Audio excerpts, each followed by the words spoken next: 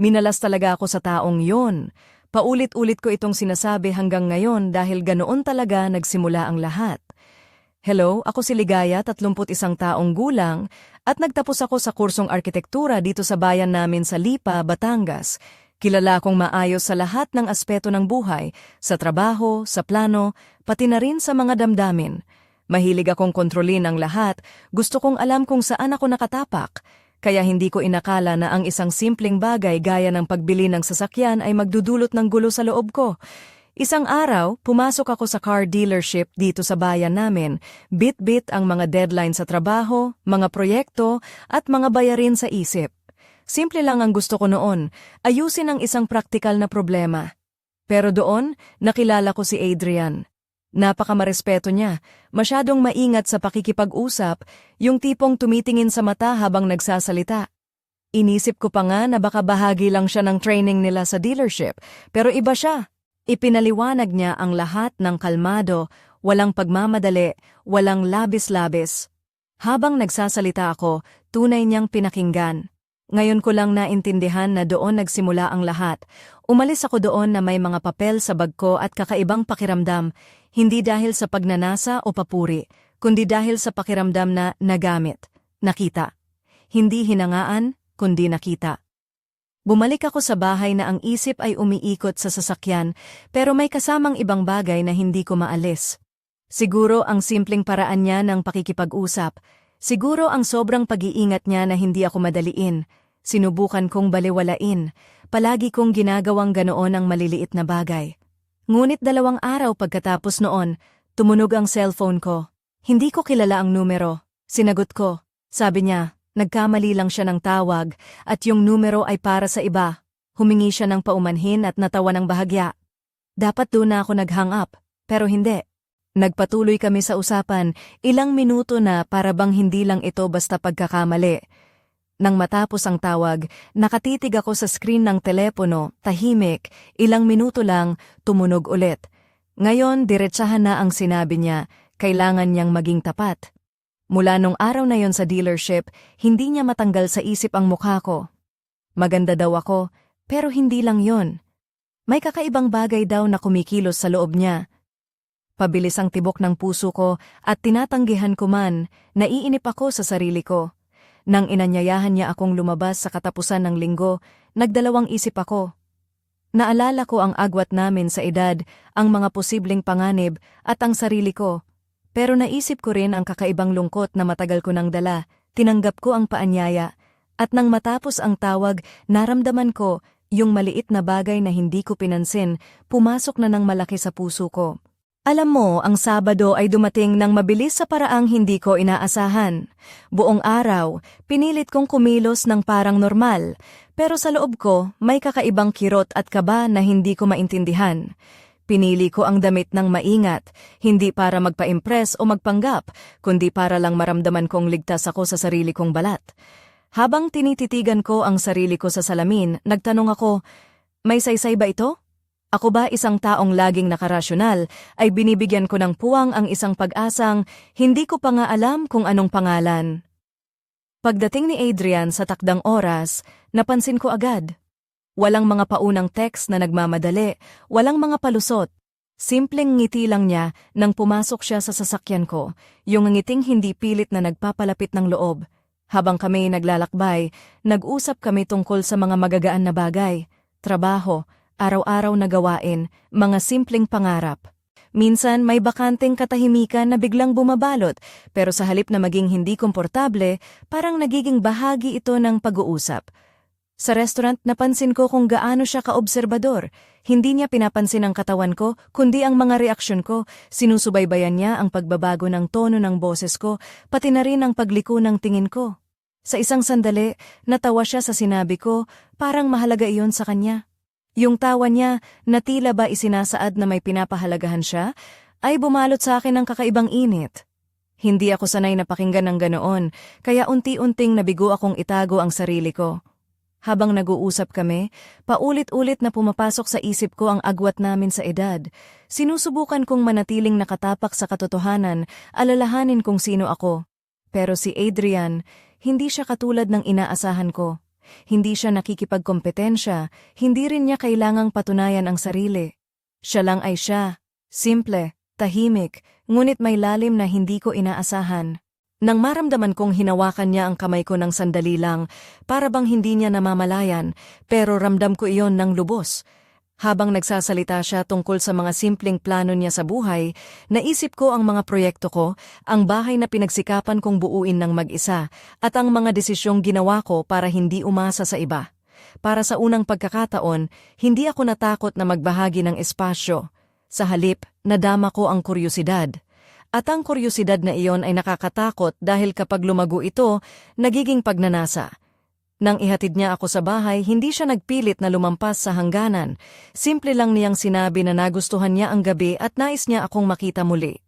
Nang pumasok ako at pinasara ang pintuan, nilapat ko ang likod ko dito at huminga ng malalim. May nagbabago sa akin, hindi ko pa alam kung saan ito patutungo, pero tiyak kong hindi ito magiging mababaw lamang. Hindi ko makalimutan ang gabing iyon na parang may kakaibang enerhiya sa hangin. Matagal na akong hindi nakaramdam ng ganito, yung tipong ang puso ko ay parang tumitibok ng mas mabilis, pero hindi dahil sa takot, kundi dahil sa isang hindi maipaliwanag na pag-asa. Nang inimbitahan ko si Adrian na pumasok sa bahay ko, naramdaman kong ang gabing iyon ay may sariling plano para sa amin na hindi ko na kailangang kontrolin pa. Sa totoo lang, ang bahay ko ang palaging naging kanlungan ko, ang lugar kung saan ako ligtas at malaya. Kaya nang isara niya ang pinto sa likuran namin, napansin ko ang bawat kilos niya, maingat, mahinahon, na parang alam niyang higit pa sa mga magagandang paderang nakatago sa loob. Hindi ko sinubukang itago ang tingin ko sa kanya. Ramdam ko ang titig niya na parang sinusuri ang bawat detalye ng aking pagkatao. At sa wakas, para sa unang pagkakataon, hindi ko inisip na tumakas mula sa ganitong atensyon. Umupo kami sa sofa ng magkatabi, sobrang lapit na hindi na namin kailangan magkunwaring normal ang lahat. Ang katahimikan sa paligid ay naging mabigat, puno ng mga hindi nasabi ngunit ramdam na intensyon. Nang dahan-dahang hinawakan niya ang mukha ko, para bang humihingi ng pahintulot ng walang salita, tumugon agad ang katawan ko bago pa man makaisip ang utak ko. Nag-isip ako na huminto. Huminga ng malalim, ngunit pinili kong ipagpatuloy ang pakiramdam na iyon. Dahil sa sandaling iyon, gustong-gusto kong maranasan ito. Ang pag-akyat namin sa ika-4 na palapag ay puno ng mga mabagal na hakbang at mabilis na desisyon. Bawat lapit niya ay nagbukas ng mga damdaming matagal ko nang pinigil. Wala kaming pagmamadali, tanging ang presensya lang ang nangingibabaw. Ang haplos niya ay hindi demand kundi paanyaya. Isang paanyaya na tinanggap ko ng buong puso. Hindi dahil impulsive ako, kundi dahil ito ang aking pinili. Ang tibok ng puso ko ay sobrang lakas, na tila kinikilala ang sandaling iyon bilang isang mahalagang yugto sa aking buhay. Sa loob ng kwarto, ang mga ilaw ay malumanay na bumubuo ng mga aninong mistulang, may mga lihim na itinatago. Nang yumakap ako sa kanya, naramdaman kong unti-unting nag-relax ang buong katawan ko sa paraang matagal ko nang hindi naramdaman. Ang mga kamay niya, ang mga galaw, ang mga bulong sa tenga ko, lahat ay nangyari sa tamang ritmo. Hindi lang ito simpleng pagnanasa. Ito ay koneksyon, ang pagiging buo sa isang sandali. Habang pinapayagan kong dalhin ako ng kanyang mga haplos, naisip ko kung gaano ko pala pinagsawalang bahala ang pagkakataong ito mula pa sa simula. Minalas ako sa taong yon. Akala ko hindi niya kakayanin, pero nandoon siya. Present, attentive. Binabasa niya ako sa mga detalye na kahit ako ay hindi ko madalas napapansin sa sarili ko. At iyon ang tumagos ng malalim. Habang nakahiga ako, nakatitig sa kisame, naunawaan ko na ang ilang karanasan ay hindi para manatili, kundi para mag-iwan ng marka. Hindi man nabago ni Adrian nang husto ang buhay ko, binago niya ang isang bahagi sa akin. Pinapaalala niya sa akin na ang pakiramdam ay hindi kahinaan, kundi katapangan. At minsan, ang mga bagay na maliit sa simula ay lumalaki ng sobra sa puso natin. Minsan, iniisip ko pa rin kung paano nagsimula ang lahat ng ito, isang simpleng araw lang sa isang car dealership dito sa Lipa, Batangas. Hindi ko inakala na ang araw na iyon ay magiging simula ng isang bagay na magpapabago sa takbo ng buhay ko ng ganito kalaki. Ako si Ligaya, 31 taong gulang, arkitekto, at palaging masinop sa lahat ng bagay, mula sa trabaho hanggang sa mga damdamin ko. Palagi akong may plano, Ngunit sa pagkakataong ito, parang nagulat ako nang biglang nabaliktad ang lahat. Nung araw na yon, pumasok ako sa showroom na puno ng mga deadline at listahan ng mga kailangang asikasuhin. Ang simpleng layunin ko lang ay bumili ng sasakyan para mas mapadali ang araw-araw kong pag-commute, pero doon ko nakilala si Adrian. Isang lalaki na may maingat na tindig, mata na diretso ang titig, at boses na may halong pagpapakumbaba at interes. Hindi siya yung tipong palasak na nagbebenta lang para matapos ang araw. Hindi rin siya yung lalaki na nagmamadaling magbenta ng sasakyan. Sa halip, parang may puso sa ginagawa niya. Ipinaliwanag niya sa akin ang mga detalye ng walang pagmamadali at higit sa lahat, pinakinggan niya talaga ako. Hindi yung pakikinig lang para sagutin, kundi yung pakikinig na para maintindihan. Nakaramdam ako ng kakaibang aliw at respeto na matagal nang hindi ko naramdaman mula sa iba. Umalis ako sa dealership na may mga brochure sa bag ko at isang hindi maipaliwanag na pakiramdam na para bang nakita ako ng isang tao sa paraang hindi pangkaraniwan. Pag-uwi ko, paulit-ulit ang isip ko sa mga sinabi ni Adrian at sa paraan ng kanyang pagtrato. Hindi ko maalis sa isip ko ang kanyang simpleng ngiti at ang paraan niya ng paghawak sa mga detalye ng may pag-iingat. Ngunit, tinutuligsa ko ang sarili ko sa pag-iisip na baka sobra lang akong nag-iisip, kaya ginusto kong balewalain ang mga iyon. Ngunit 2 araw pagkatapos noon, tumawag siya sa akin mula sa isang hindi kilalang numero. Sabi niya, nagkamali lang daw siya ng tawag at humingi ng paumanhin. Pero sa kabila ng paghingi niya ng pasensya at awkward na pagtawa, hindi kami agad nagpaalam. Nagpatuloy ang aming pag-uusap at ilang minuto na para bang hindi lang ito basta pagkakamali. Nang matapos ang tawag, nanatili akong nakatitig sa telepono, pilit iniisip kung ano ang ibig sabihin nito. Hindi nagtagal, tumawag uli siya. Ngayon diretsahan na ang sinabi, kailangan niyang maging totoo sa akin. Mula noong araw na iyon sa dealership, hindi niya maialis sa isip ang mukha ko. Sabi niya, maganda daw ako, pero higit pa doon, may isang bagay na hindi niya maipaliwanag na naging sanhi ng kanyang pagkabagabag. Ang puso ko ay biglang kumabog ng mabilis at tinanggihan ko man, alam kong nadama ko ang kakaibang koneksyon na iyon. Nang inalok niya akong lumabas sa katapusan ng linggo, nagdalawang isip ako. Naisip ko ang agwat namin sa edad, ang mga posibleng panganib at ang sarili kong kaligtasan. Pero naisip ko rin ang kakaibang lungkot na matagal ko nang dinadala, ang puwang sa puso ko na tila naghahanap ng kasagutan. Kaya tinanggap ko ang paanyaya. At nang matapos ang tawag, naramdaman ko, yung maliit na bagay na hindi ko pinansin ay unti-unting pumuno at lumaki sa puso ko. Sabado ng umaga nang dumating ang araw na matagal kong inaabangan, ngunit sa kabila ng inaasahan, ramdam ko ang kaba na hindi ko maipaliwanag. Buong araw, pilit kong pinilit na magmukhang kalmado at normal, pero ang mga alon ng kaba at pag-aalinlangan ay patuloy na sumisiklab sa loob ko. Pinili ko ang aking damit ng maingat, hindi para magpa-impress, kundi para lang maramdaman kong kontrolado ko ang sitwasyon. Isinuot ko ang paborito kong baro na may simpleng disenyo at isang maong na pantalon, sinamahan ng flat na sandalyas na komportable. Habang tinitingnan ko ang sarili ko sa salamin, nagtanong ako sa sarili kung may saysay ba ang lahat ng ito, kung ang isang rasyonal na tao tulad ko ay talagang magbibigay daan sa isang hindi tiyak na pag-asa. Pagdating ni Adrian sa takdang oras, agad kong napansin ang kanyang pagiging maagap. Wala siyang mga pasaring o mga paunang text na nagpapakita ng pagmamadali o pag-aalala, simpleng ngiti lang ang kanyang ibinigay habang pumapasok sa sasakyan ko. Nakasuot siya ng puting polo at itim na slacks na nagpapakita ng kanyang pagiging maayos at propesyonal. Habang naglalakbay kami, nag-usap kami tungkol sa mga pangkaraniwang bagay, trabaho, mga pang-araw-araw na gawain at mga simpleng pangarap na hindi pa natin natutupad. Minsan may mga sandaling tahimik kami, ngunit sa halip na maging hindi komportable, naging bahagi iyon ng aming pag-uusap. Nang makarating kami sa restaurant, napansin ko kung gaano siya kaobserbador. Hindi niya tinitingnan ang aking katawan, kundi ang mga reaksyon ko, ang pagbabago ng tono ng boses ko, ang pag-iwas ng tingin, at mga maliliit na galaw na hindi ko inaakalang napapansin niya. Sa isang pagkakataon, natawa siya sa isang biro ko. Ngunit ang tawa niya ay tila may kahulugan, isang pagpapakita na pinapahalagahan niya ang mga salitang lumalabas sa akin. Ang tawa niya ay nagdulot sa akin ng kakaibang init sa dibdib, isang damdaming matagal ko nang hindi naramdaman. Habang nag-uusap kami, paulit-ulit na pumapasok sa isip ko ang agwat namin sa edad. Sinusubukan kong manatiling matatag at tandaan kung sino ako, ngunit si Adrian ay hindi kailanman nagpakita ng anumang paligsahan o pagtatangka na patunayan ang sarili. Siya ay tahimik lang, totoo sa sarili, na nagdudulot ng kalituhan sa akin na mas malala kaysa sa anumang mapusok na kilos.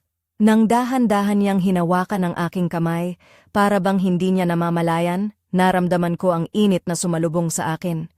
Habang siya ay nagsasalita tungkol sa mga plano niya sa buhay, naisip ko ang mga proyekto ko, ang bahay na pinagsikapan kong buuin ng mag-isa, at ang mga desisyong ginawa ko para maging malaya. Sa pagkakataong iyon, hindi ako natakot na magbahagi ng espasyo. Sa halip, nadama ko ang kuryosidad na nagmumula sa puso ko, isang pakiramdam na nakakatakot dahil kapag lumago ito, nagiging pagnanasa. Nang ihatid niya ako sa bahay, hindi siya nagpilit na lumampas sa hangganan. Simple niyang sinabi na nagustuhan niya ang gabi at nais niya akong makita muli.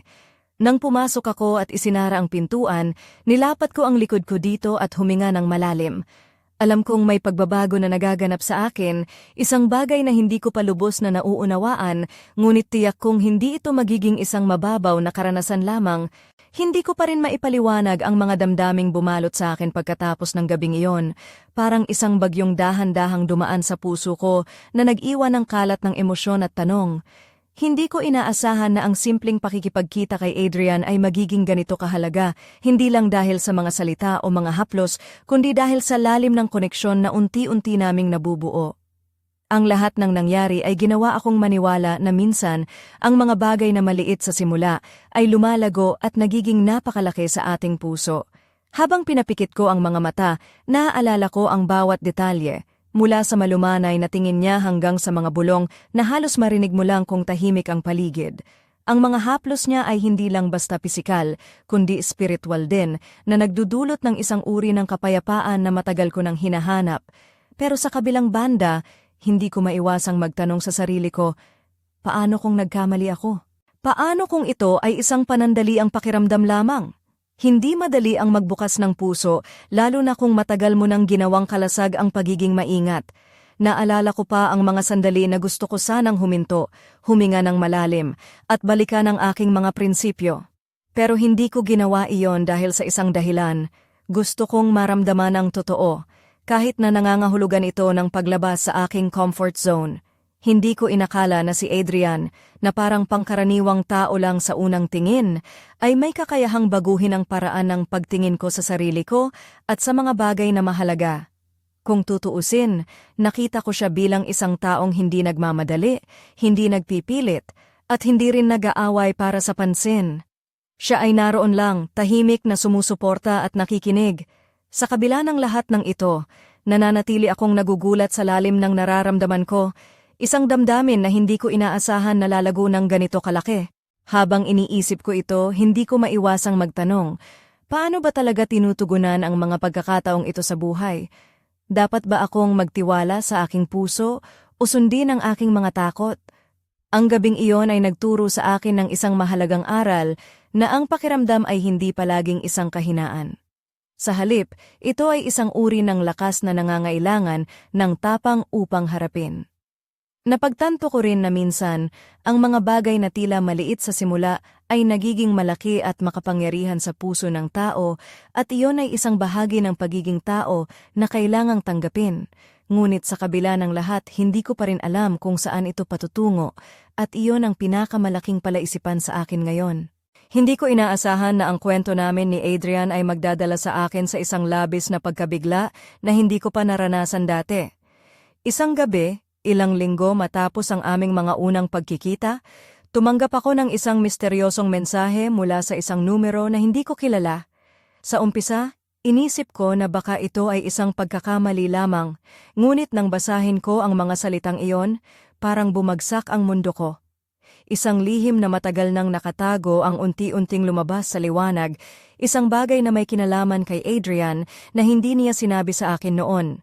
Ang mensahe ay naglalaman ng mga pahiwatig tungkol sa isang nakaraan ni Adrian na tila labis na komplikado at puno ng mga hindi inaasahang pangyayari. Hindi ko maintindihan kung bakit niya ito itinatago sa akin, lalo na't lumalalim naman ang aming relasyon. Napuno ako ng pagdududa at takot at ang mga tanong ay nagsimula na bumaha sa isip ko. Ano nga ba ang tunay niyang intensyon? May mga bahagi ba siya ng buhay na ayaw niyang ipakita? At higit sa lahat, paano ko haharapin ang mga ito? Hindi ko alam kung kanino ako lalapit o kung paano ko ito sasabihin sa kanya nang hindi nasasaktan ang damdamin namin pareho. Parang naglalakad ako sa dilim, walang alam kung saan ang susunod na hakbang. Ang mga araw ay naging mahirap, puno ng pag-iisip at hindi pagkatiyak. Sa bawat tawag niya o text, nag-aalangan akong magtanong, natatakot sa magiging sagot. Ang lahat ng mga pangarap at pag-asa na unti-unting binuo namin ay tila nanganganib na masira dahil sa mga lihim na ito. Sa kabila ng lahat, may isang bahagi sa akin na nais pa ring maniwala at umasa na kahit gaano man kahirap ang mga pagsubok, ang katotohanan at katapatan ay magpapalakas sa amin. Ngunit nananatili ang takot sa puso ko, takot na baka ang mga bagay na hindi ko pa nalalaman ay maging dahilan para masira ang lahat. At sa kabila ng lahat ng ito, hindi ko maiwasang magtanong, paano ba talaga haharapin ang pagtataksil na hindi sa pisikal, kundi sa mga lihim na pinipili nating itago? Ang mga araw na sumunod ay puno ng tensyon at kawalang katiyakan. Hindi ko alam kung paano haharapin ang biglaang pagbubukas ng mga lihim na iyon tungkol kay Adrian. Sa bawat pagtingin ko sa kanya, may mga tanong na hindi ko maitatanggi na pumapasok sa isipan ko. Sinubukan kong kausapin siya ng mahinahon. Ngunit sa tuwing tinatanong ko ang tungkol sa mga bagay na iyon, napapansin kong nagiging mailap siya, tila may iniisip na hindi niya gustong ibahagi. Isang gabi, nagpa siya akong harapin siya ng buong tapang. Pinaupo ko siya sa sala ng bahay ko, ang aming mga mata ay nagkatinginan ng matagal. Sabi niya sa akin ang isang bahagi ng kanyang nakaraan na hindi niya nabanggit. Isang malalim na sugat na matagal na niyang dinadala, mga pagkakamaling hindi niya kayang ilahad noon pa man. Naramdaman ko ang bigat ng kanyang mga salita, pati na rin ang pag-asa na sana ay maintindihan ko siya. Ngunit sa kabila ng kanyang pagbubukas, hindi pa rin nawawala ang takot sa puso ko. Napagtanto ko na ang pagmamahal ay hindi laging sapat para malampasan ang mga komplikasyon ng buhay. Ang mga lihim ay parang mga aninong sumusunod sa atin na kahit anong pilit na itago ay unti-unting nagiging bahagi ng ating kwento. Habang nag-uusap kami ng masinsinan, naramdaman ko ang pagod at sakit na dala ng mga tagong kwento. Ngunit sa gitna ng lahat ng iyon, may isang bagay na malinaw, ang pagnanais ni Adrian na magsimula muli, na maging bukas at tapat sa akin. Ngunit paano ba magiging madali ang lahat ng ito kung ang mga sugat ay malalim at ang mga alaala ay patuloy na bumabalik? Sa gabing iyon, nagtanong ako sa sarili ko, sana ba ay sapat ang aking lakas upang harapin ang lahat ng ito? Hanggang saan ako handang magtiis para sa isang pag-ibig na puno ng komplikasyon at hindi inaasahang pagsubok?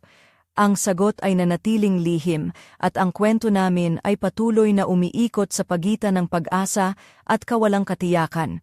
Hindi ko maipaliwanag kung gaano kalalim ang dagok na dinulot ng mga pangyayaring iyon. Para bang ang lahat ng mga pangarap at pag-asa na unti-unting binuo namin ni Adrian ay biglang naabutan ng unos na hindi namin inaasahan. Ang bawat sandali ay puno ng tensyon at ang bawat titig ay may dalang tanong na hindi sinasagot. Ang mga lihim na lumabas ay naging mabigat na pasanin sa aming mga balikat na halos hindi na namin kayanin. Para bang isang bagyong walang humpay, ang mga damdamin ay nag-ikot ng mabilis, nagpapalitan ng pag-asa at pangamba. Ang mga salita ay nagiging sandata at ang mga kilos ay nagiging depensa. Ang bawat araw ay isang laban sa pagitan ng pagnanais na magpatawad at ang takot na masaktan pa. Ang mga pangarap ay tila nagiging mga anino na unti-unting nawawala sa liwanag ng katotohanan.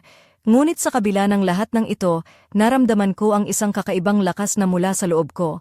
Isang determinasyon na hindi basta susuko, kahit na ang laban ay mahirap at puno ng hindi inaasahang pagsubok. Ang puso ko ay kumakaba ng mabilis, hindi dahil sa takot, kundi dahil sa isang matinding pagnanasa na labanan ang lahat para sa isang bagay na tunay.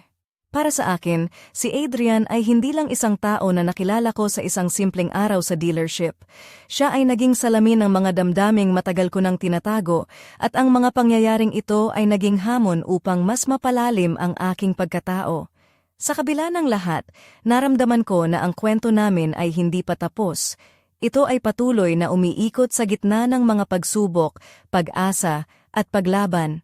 At sa mga sandaling iyon, naramdaman ko na ang puso ko ay handang harapin ang anumang darating, kahit na ang landas ay puno ng dilim at kaguluhan. Ngunit ang tanong ay nananatili, hanggang kailan kaya ko tatagal sa ganitong laban? Hanggang kailan kaya ang pag-ibig ay magsisilbing ilaw sa gitna ng unos?